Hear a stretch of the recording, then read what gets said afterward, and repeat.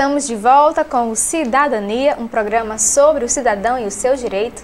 Nesta noite, tratando sobre as eleições 2016 e abordando questões como registro de candidatura e prestação de contas. E para tratar desse assunto conosco, nós trouxemos como convidado Márcio Oliveira.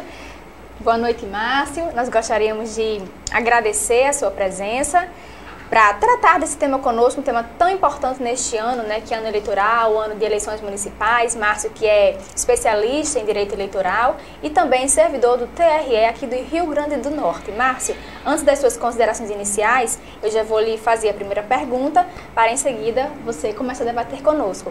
Nós gostaríamos de saber quais as principais alterações, né, trazidas pela mini-reforma eleitoral no tocante ao registro de candidaturas. Boa noite, Joyce. Boa noite, Sheina. Aqui eu me sinto em casa, né? Esse programa, com certeza, uma das pessoas que idealizou junto com o Dr. Eval e a nossa equipe aqui composta por vocês. E para mim é sempre uma grande satisfação vir prestar contas à sociedade do meu trabalho. Afinal de contas, né, como servidor público, sou pago aí com recurso aí de todo mundo. Houve uma mudança, Joyce, muito significativa no que diz respeito a prazos. A meu ver, essa realmente é a grande mudança. A campanha ela foi reduzida em mais ou menos 45 dias, considerando que o período de convenções era de 12 a 30 de junho. E para essas eleições mudou para 20 de julho a 5 de agosto, né? E o próprio período de registro de candidaturas, que era até 5 de julho, esse ano passou a ser 15 de agosto o prazo final. Além disso, é importante, eu gosto muito de ressaltar esse aspecto da legislação, não da última mudança, mas das últimas mudanças, que foi o percentual que tem que ter de candidatos de ambos os sexos. Inclusive nós temos visto um gargalo nesse atual modelo, principalmente as mulheres não participam tanto do processo quanto deveriam, né? E nós vemos assim algumas composições partidárias com essa dificuldade aí de composição, principalmente de candidatas do sexo feminino. Mas assim, no mais, o registro de candidatura, do ponto de vista formal, ele não teve grande mudança. Teve até com relação aos partidos políticos, a questão do registro da ata em 24 horas, deu uma moralidade a mais no processo das escolhas partidárias, mas quanto aos demais requisitos não houve tanta alteração quanto essa questão do prazo, da redução da campanha eleitoral. E com isso trouxe também as reduções processuais, né, de prazos processuais, né, com relação a... Devido a essa alteração de início, né, da campanha, houve-se também uma redução nos prazos processuais. Na verdade, não houve essa alteração. Inclusive, houve assim, uma mudança grande para a gente no prazo que nós temos para realizar os atos processuais. Por quê? Em geral, o prazo que se aplica ao registro de candidatura no que diz respeito à impugnação é previsto na lei complementar, que não foi alterada. Quer dizer, alterou-se o período de registro de candidaturas, fixaram-se alguns prazos que a Justiça Eleitoral tem que atender e, ao mesmo tempo, assim, ao contrário do que deveria ter sido feito, os prazos realmente de impugnação mantiveram-se os mesmos. Então, por exemplo, hoje, se nós formos analisar o prazo que se tem para julgar todos os processos, que é até 12 de setembro, né? 20 dias antes do pleito tem que estar tudo julgado, inclusive no TRE. Quase impossível. Ele é inexequível, por exemplo, e no caso que tem impugnação, que você tem que ouvir testemunha, que o prazo de resposta é de 7 dias, fica praticamente assim inexequível você conseguir concluir tudo. E, Sheina, há uma questão bem interessante, que cumulado com tudo isso que pressiona a Justiça Eleitoral, tem o fato orçamentário. Por exemplo, o Brasil vive uma crise, o governo federal vive uma crise e a Justiça Eleitoral sofre essa pressão orçamentária de não poder contratar servidor de apoio, pagar serviço extraordinário para os servidores que já estão na Justiça Eleitoral. Então, por exemplo, isso criou um sistema que os servidores que estão hoje na Justiça Eleitoral estão altamente atarefados, com uma carga de trabalho muito grande, quase sem condições de dar conta do trabalho que existe.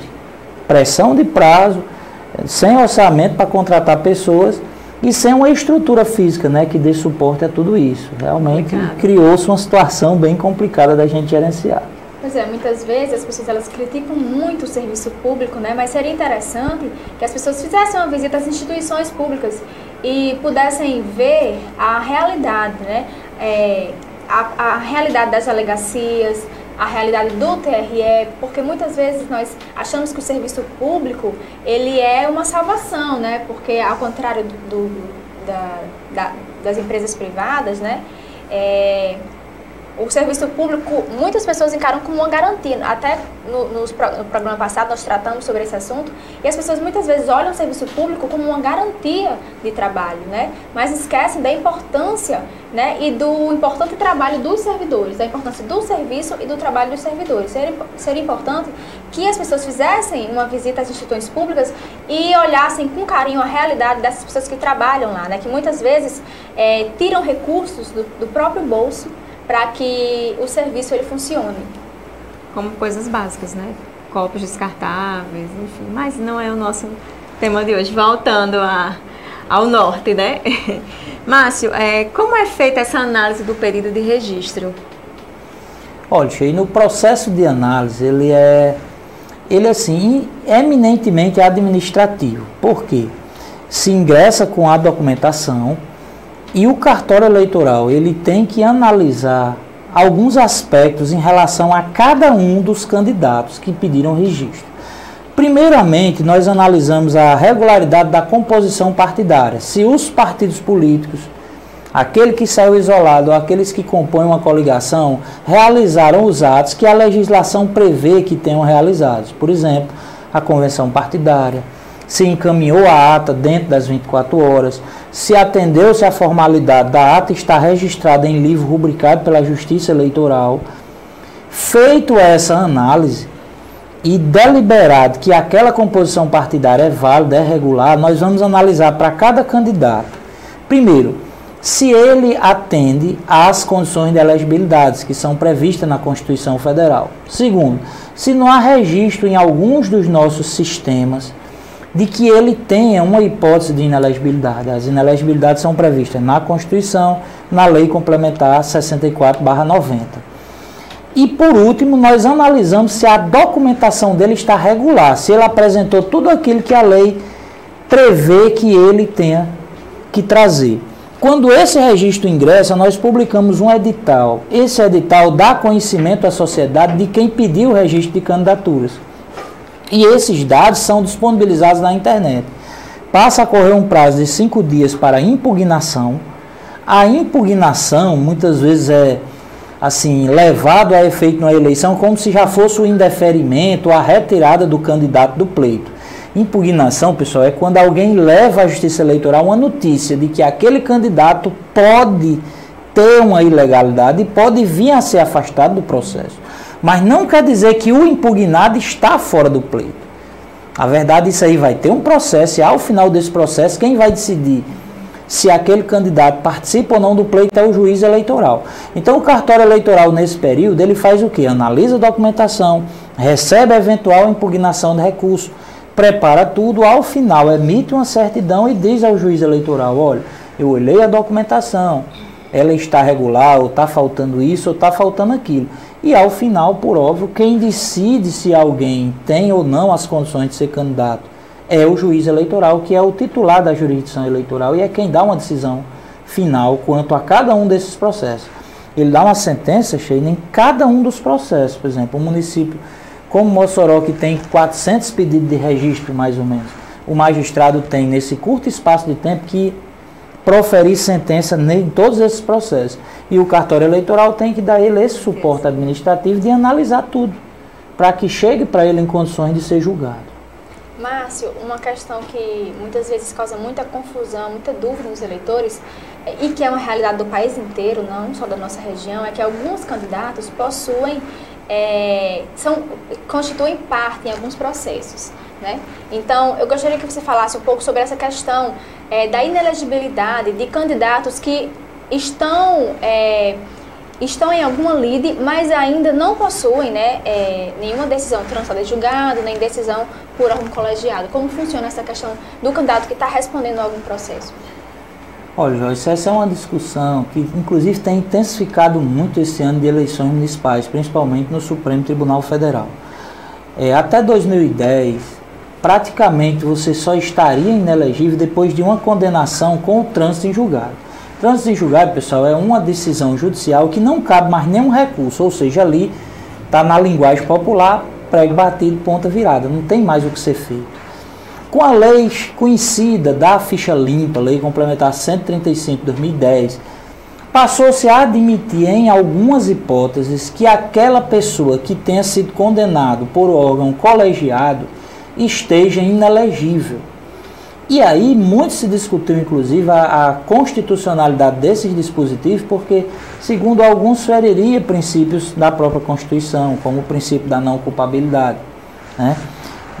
Mas o Supremo decidiu que essa lei é constitucional. Então, há algumas hipóteses. Por exemplo, quem é condenado por crime eleitoral, por crime contra o patrimônio, crime contra a administração pública e um rol de outros crimes. Se ele já tiver condenação por órgão colegiado no tribunal de segunda instância ou no tribunal de terceira instância, mesmo que não tenha trânsito em julgado, já implica inelegibilidade. Se ele foi condenado por algum crime eleitoral ou até por algumas ilicitudes de natureza eleitoral, como captação ilícita de sufrágio, irregularidade de prestação de conta, conduta vedada, também incide essa inelegibilidade. Só tem um aspecto muito interessante, Joyce, de inelegibilidade não se discute inelegibilidade sem ser no processo de registro de candidaturas. Por exemplo, eu não vou discutir se você está inelegível ou não, porque você não pediu o registro de candidaturas, independentemente do processo que você tenha ou não. Agora, não é qualquer processo, nem qualquer decisão que leva a uma inelegibilidade.